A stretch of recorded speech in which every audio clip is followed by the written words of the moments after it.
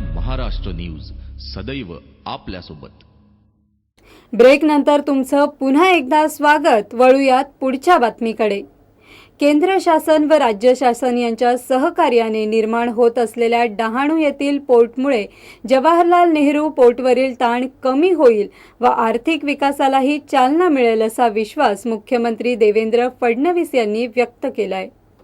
Maharashtra maritime board व Jawaharlal Nehru port trust यांच्या सामंजस्य करार सह्याद्री अतिथीगृहात करण्यात आला। त्यावेळी ते बोलत होते। केंद्रीय जहाज बांधणी व रस्ते वाहतूक मंत्री नितीन गडकरी, JNPTचे अध्यक्ष नीरज बन्सल, मेरीटाईम बोर्डाचे मुख्य कार्यकारी अधिकारी आशिष शर्मा, केंद्रीय नौवहन विभागाचे सचिव राजीव कुमार आदीही यावेळी उपस्थित होते। पर्यावरणाला हानी न पोहोचविता या पोर्टची निर्मिती करण्यात येत आहे। त्याचप्रमाणे या पोर्टच्या निर्मितीमुळे स्थानिकांना रोजगारही उपलब्ध होणार आहे। हा प्रकल्प राज्याच्या विकासासाठी महत्त्वाची भूमिका बजावेल। श्री गडकरी म्हणाले की डहाणू येथे आंतरराष्ट्रीय दर्जाच्या पोर्टची निर्मिती होत असल्याने उद्योगांना कच्चा माल लवकर मिळेल, त्यामुळे उद्योगांची भरभराट होईल। या पोर्टप्रमाणेही इतर बंदरांचाही विकास करण्याचाही प्रयत्न केला जाणार आहे। जहाज बांधणीच्या व्यवसायालाही यामुळे चालना मिळणार असून त्यातून मोठा रोजगार उपलब्ध होणार आहे। नांदेडमध्ये लग्नाच्या वऱ्हाडावर काळाने घात केला आहे। भरधाव ट्रकने लग्नाच्या वऱ्हाडी मिनी बसला धडक दिल्याने 9 जणांचा जागीच मृत्यू झाला, तर 16 जण गंभीर जखमी असून 6 जणांची प्रकृती गंभीर आहे। नांदेड विद्यापीठासमोर हा भीषण अपघात झाला। नांदेडमधील सहारे कुटुंबाचं हे वऱ्हाड होतं। बारडहून निघालेली लग्नाची मिनी बस कर्नाटकातील गुलबर्ग्याला जात होती, मात्र शहरालगतच विद्यापीठासमोर ट्रकने मिनी बसला धडक दिली आणि त्यातच 9 जणांना आपले प्राण गमवावे लागले। बोपखेल ग्रामस्थांसाठी लष्कराने नदीवर तात्पुरता पूल बांधून देण्यास सुरुवात केली आहे। या पर्यायी रस्त्यामुळेच ग्रामस्थांचा रस्त्याचा तात्पुरता प्रश्न जरी सुटणार आहे, पण रस्त्याच्या बाबतीत अजूनही कायमस्वरूपी तोडगा निघालेलाच नाही। CMEच्या आवारातून जाणारा रस्ता CMEने सामान्य नागरिकांसाठी बंद केल्यामुळे CME आणि ग्रामस्थांमधील वादाला हिंसक वळण लागले होते। त्यानंतर रस्त्याच्या प्रश्नासंदर्भात जिल्हाधिकारी पदाधिकारी, महापालिका पदाधिकारी आणि संरक्षण दलाच्या अधिकाऱ्यांची तातडीची बैठक झाली। या बैठकीनंतर जिल्हाधिकाऱ्यांनी रस्त्याची खडकीच्या बाजूने पाहणी केली होती। त्याचा अहवाल संरक्षण मंत्री मनोहर पर्रिकर यांना सादर केला होता।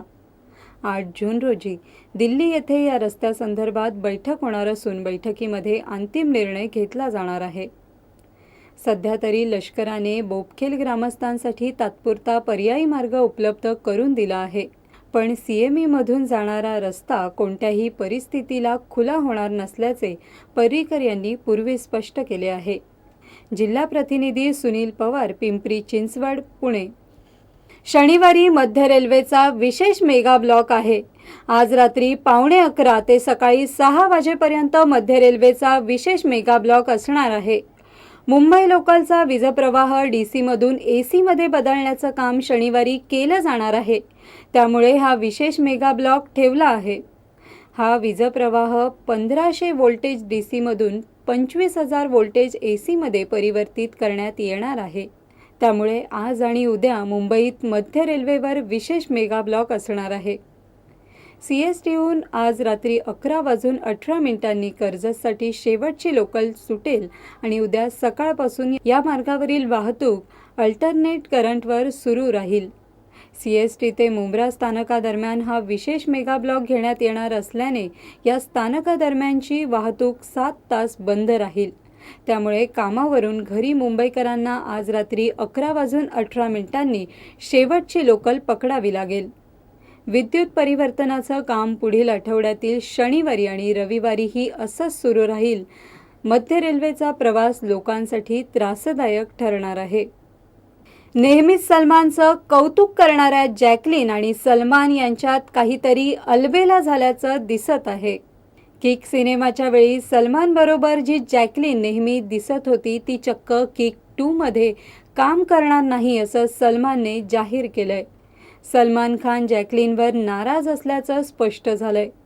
सलमानच्या बोलण्यावरून असं दिसतं आहे की दोघांमध्ये कटुता निर्माण झाली आहे.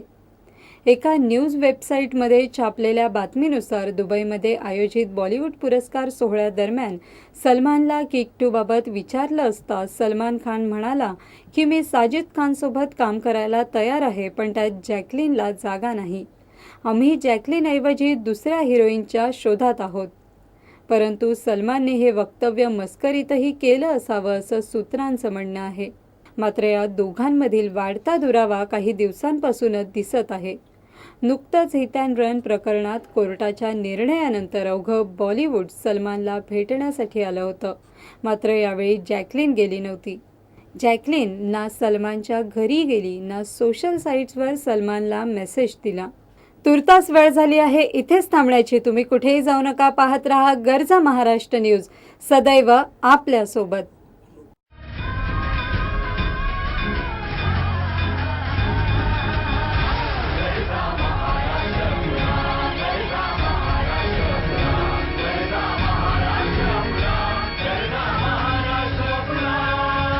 गर्जा महाराष्ट्र न्यूज, सदैव आपल्यासोबत.